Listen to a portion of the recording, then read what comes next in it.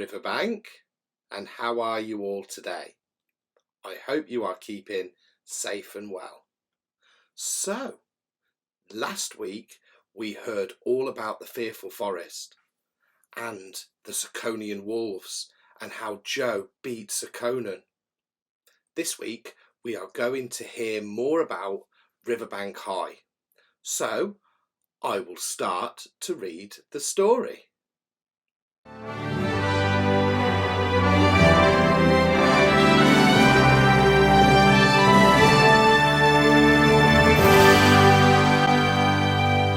Along the Riverbank. Chapter 5. Riverbank High. The sun was rising over the River Sherborne. The birds were waking up and starting to sing cheerful songs from their nests. The flowers in the meadow were stretching up to meet the sun's rays. It was beautiful blue skies in Coventry. The sunshine isn't going to last though. A big storm is on its way. Mr. Lefoxky had just arrived at school. He was bright-eyed and bushy-tailed, excited for the week ahead. He loved to see the children learning and enjoying themselves. Happy children love to learn, he always said. And the door to his office was always open to students, children and families alike. As he walked into the school, he could smell the coffee brewing. Mandy Mouse had his coffee ready on his desk. Good morning, Mr. Lefoxky. Your coffee is ready, she said. Good morning, Mandy Mouse, he said. Thank you for my coffee. How was your weekend? Oh, Saturday was an awful day, but it turned out okay in the end. Mandy Mouse began to tell Mr. Lefoxky about all the rubbish that the humans had left scattered in the meadow and how she had got trapped in a carrier bag. Mr. Lefoxky looked horrified. Oh my goodness. Are you okay? Yes, I'm fine now, thank you. I was really scared. I got myself tangled in a carrier bag and I was calling and calling for help. How did you get out? Well, would you believe it? JJ, Lyfe and Oscar came to my aid.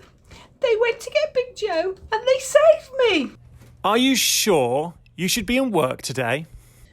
Yes, I'm fine now, thank you, Mr. Lefoxky. Mandy Mouse was a tough mouse. Not a lot fazed her.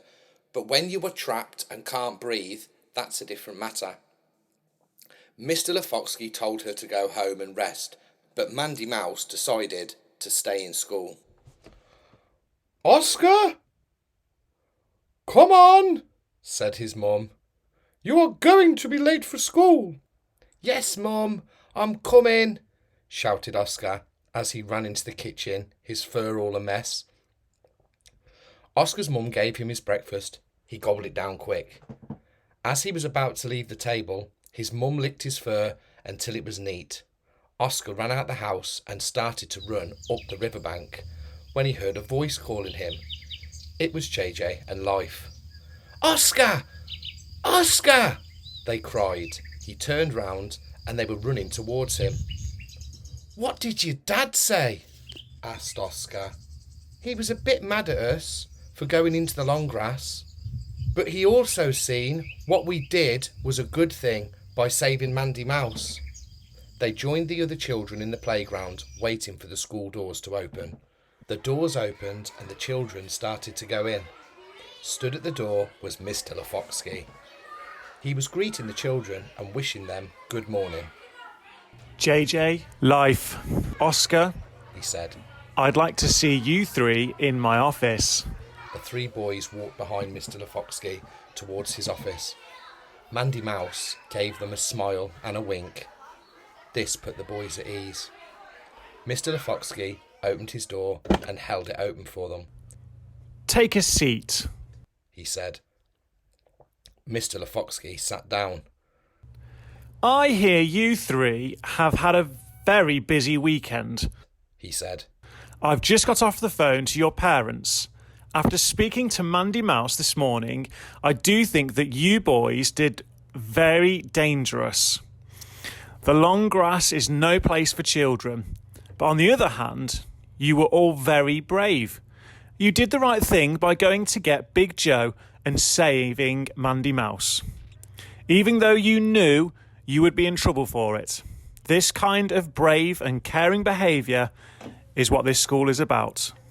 Mr. Lofoxky jumped up off his chair, grabbed his guitar and started playing. He was so good, it was like he had 3 hands and 15 fingers. He started singing the Riverbank song. We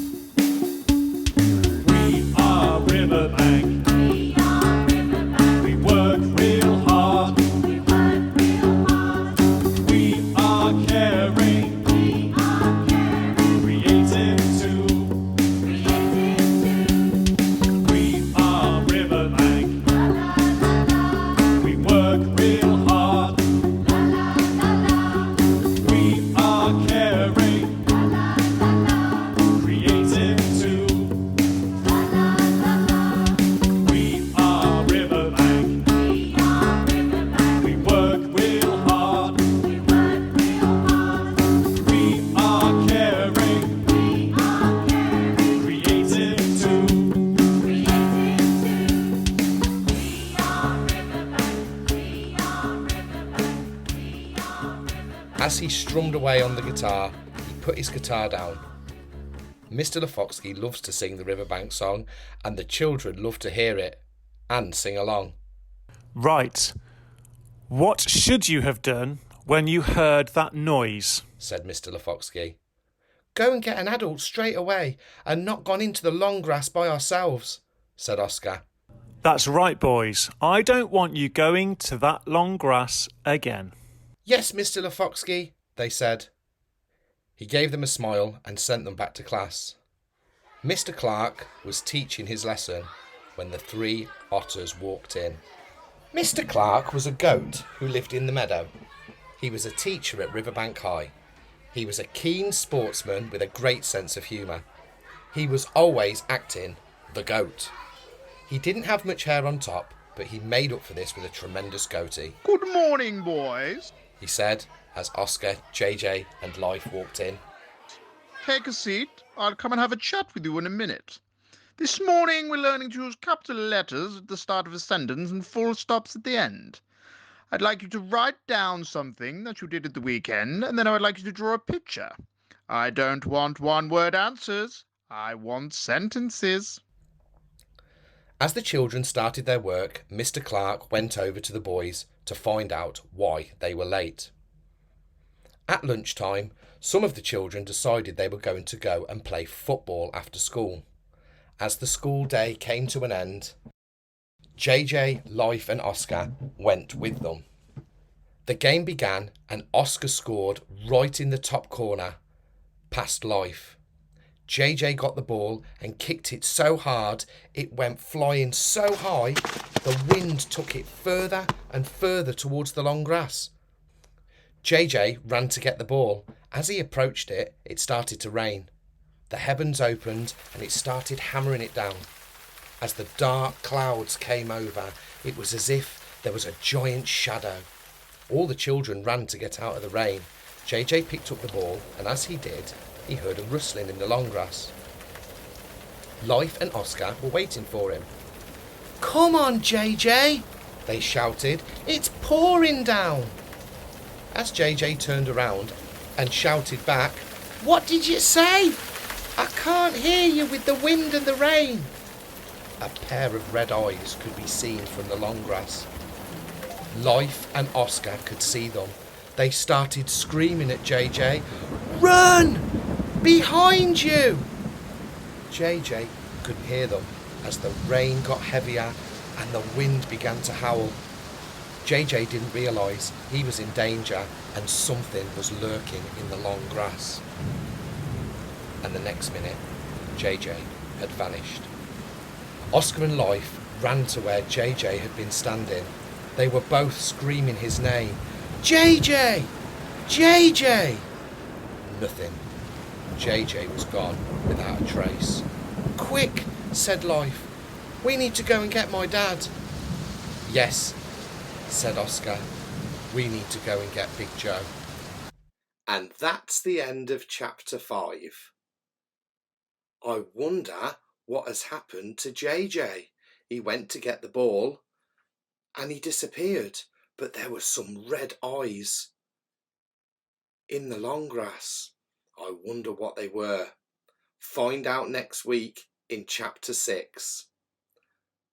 I hope you're all washing your hands and staying safe and well, and I will see you soon.